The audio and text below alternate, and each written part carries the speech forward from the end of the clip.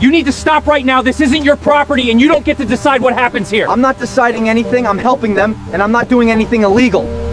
I didn't break any law when I pulled the hose across the cracked driveway and started rinsing the mud off that old Ford F-150. But the way people stared, you would have thought I was hiding something.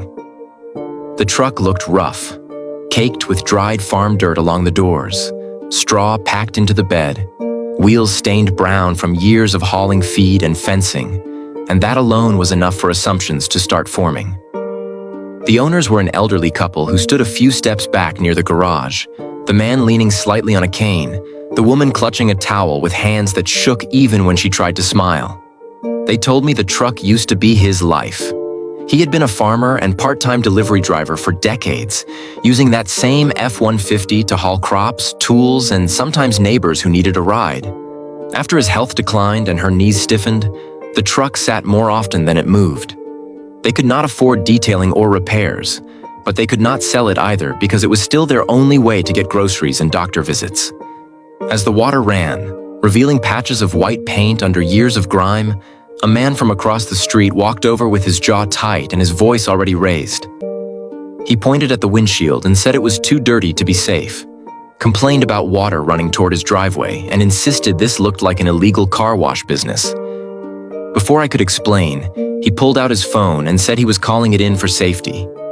Minutes later, a police officer arrived, a woman with a calm face and a notepad in her hand, listening first without interrupting. The neighbor spoke quickly about property values, noise, and rules, while the elderly couple stood silent, eyes lowered like they were already at fault.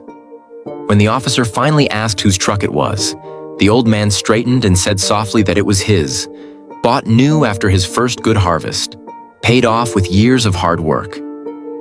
The officer walked around the truck, checked the plates, the registration, the lights, then looked back at the neighbor and said there was no violation here.